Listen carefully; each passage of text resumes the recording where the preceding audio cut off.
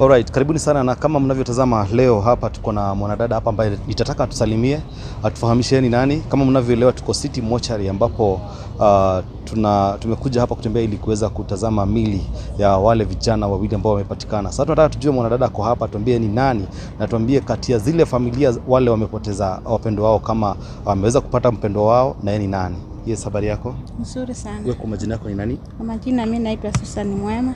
Mimi ni sister Kalani Mwema. Mwenye alipotea tarehe 16 last year. Wenye wamepatikana walikufa au ndio walitekwa nyara na yeye.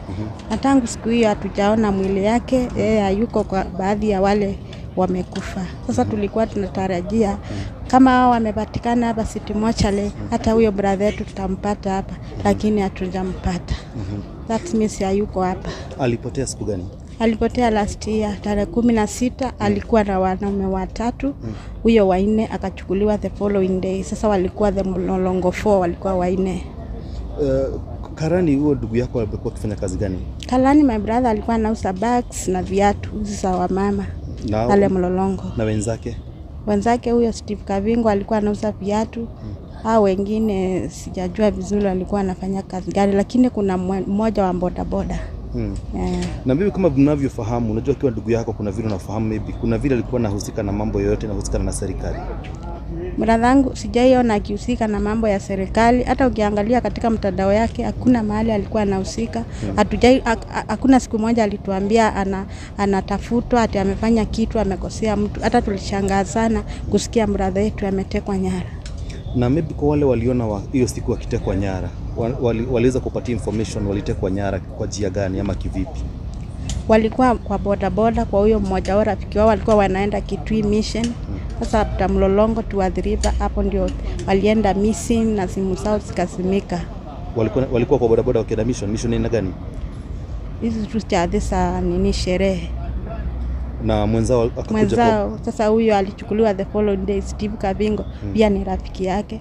Hao walikuja kwa nyumba yake, bibi akiona wakamchukua. Walikuwa wanaume wamejifunga mask, walikuwa na guns.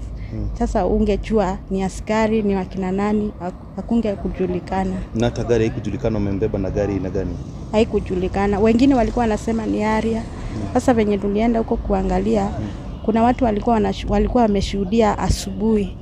Waliingia wanaume 4 kwa nyumba, wakamwambia kijana vaa nguo haraka, alikuwa kwa bafu.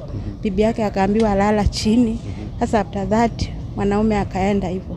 Na kulikuwa na gari nyingine hapo tu nje, silikuwa na gari 2. Nani aliweza kuwafahamisha kuwa walishikwa wakiwa 3? Ile ripoti nani aliweza kuwapea? Hiyo ripoti walishikwa wakiwa 3 ni kazini yetu. Alikuja nyumbani akaambia mama yetu. Sasa mama yetu akaanza kutupigia simu. Sisi tulikuwa Nairobi. Na maybe nyinyi katika kuangalia ile kifamilia, unajua kuna ile familia mkikaa chini mkiangalia mnaweza fikiria ndugu yenu walishikwa kwa nini. Unaweza kuwa maybe kuna biashara nyingine ya kando walikuwa wanafanya, ama kuna kitu yote kingine walikuwa unajua. Kama mkiangalia kwa page zake na venye umetuelezea pia wenzake hakuna story na maneno na wamejinvolve na serikali. Maybe kuna biashara nyingine maybe za kando walikuwa wameweza kufanya, ama mahali walikuwa na hapana ugomvi mahali. Hakuna labda tu hii mambo ya siasa ya hii walikuwa wanaandamana, labda tu hiyo ndio tunafikiria. Tuna ni mengine tunajua. Hawa wenye wamepatikana hapa ni kati ya marafiki zake? Yes. Wenye walikuwa nao kwa motorbike? Yes. Huyo Martin na Justus hao ndio walichukuliwa the same day na huyo Kalani brother. Mumeweza kufahamishwa Martin na Justus wamepatikana pande gani? Martin walisema hiyo mwili ilikuja hapa tarehe 16, tarehe 18 na 19 last year. Sasa tunashindwa tunakujanga hapa. Tulikuja hapa 27 kuangalia. Tukachunguliwa kule, wakaangalia kwa kitabu, hawakupata. Sasa after the penye tulienda kotini, penye sasa hii mambo yakaja kukuja kuongea nini, sasa simu tunasikia kuna watu wako mortuary. Ndio tulikuja kuangalia kama hao watu kuna brother yetu. Hatukumpata. Lakini huyo Justus na Martin hao walichukuliwa na brother wangu the same day.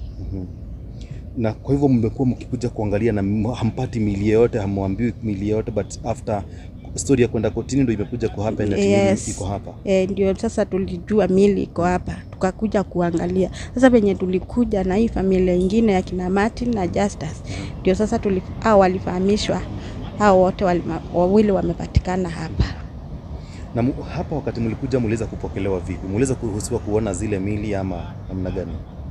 Penye tulikuja tulikaa, tulikuwa na seneta wa Makueni, actually ametusaidia. Kama hatungekuwa na wewe hatungeona. Tukaenda reception wakaangalia. Sasa ndio walituonesha hizo sasa majina zenye zilipatikana hapa, Justus na Martin. Lakini venye jana tulikuwa huku, tuliambiwa tukuje leo. Kuna mwili missing. Iko tu hapa, hawajui, wanataka kuchunguza unaweza kuwa ni wakina nani. Sasa sisi tulikuja tukijua maybe ni brother yetu ako hapa, tunataka kujua. Lakini penye tulikuja hakuna mtu alitushughulikia, tuko tu. So wanahakikisha kuna mwili moja missing imeingia lakini hawaipati. Wanasema hawajui iko wapi, na walituambia tukuje leo, wataangalia leo. Lakini wamefunga wako. Hamjapata hiyo. Hatujapata kabisa. So, hamjaweza confirm. Sasa mpaka Monday. Maybe zile familia zingine wanasemaje, mipango yao wanasemaje kati maybe kuhusiana na mambo na mazishi na that? Ama wanasema watagoja pia nyinyi muweze kupata mwili wenu? Maybe kuna wenye wanasema kama unajua hawana pesa ya kupanga mazishi. Ni usaidizi, watasaidiwa. Wanasema watangoja kidogo, wanaweza pata huu mwingine, huyo wa brother yetu ako hapa, tusike the same day. Bado wanangoja, hawana haraka. Na mumetoka kaunti gani? Machakos. Machakos County. Yes. Okay. Kando na hao Kalani na rafiki zake hao wawili, kuna huyu mwingine wa nne anaitwa Steve.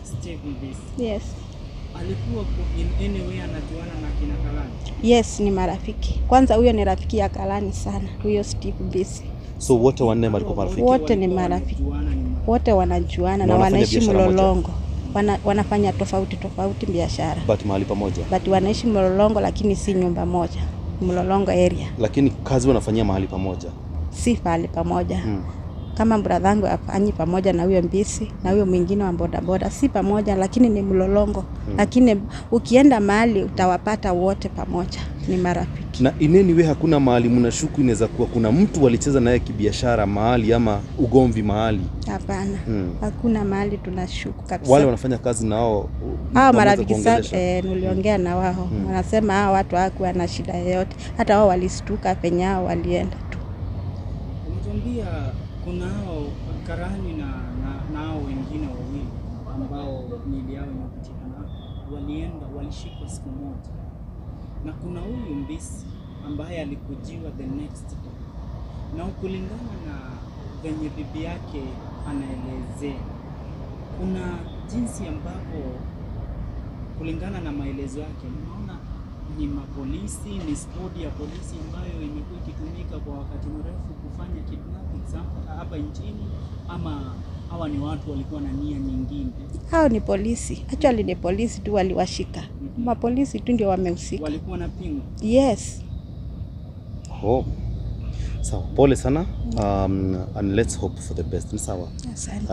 Maybe mambo yote itakuwa na kila kitu itakuwa sawa. Asante. Namba kwa wale wana. Yes. Maybe kuna watu wanaweza kuwa na maybe watu wangetaka kuwa support kwa wakati huu, na maybe wangetaka pia kuungana na nyinyi, wangetaka kuwaongelesha ama pia hata wa support kwa ile hali ya kupanga mazishi, na pia we understand kila siku mna commute kukuja hapa na kurudi. Maybe kama utamind unaweza patia namba in case mtu akona information anaweza kuwaongelesha. Yes, namba yangu ni 0706 180 104. Hiyo ndio namba yangu yenye natumia. Rudia tena. 0706 180 104. Inakuja Susan Mwema. Susan? Mwema. Mwema. Okay. Yes. Haya, shukrani Susan. Asante.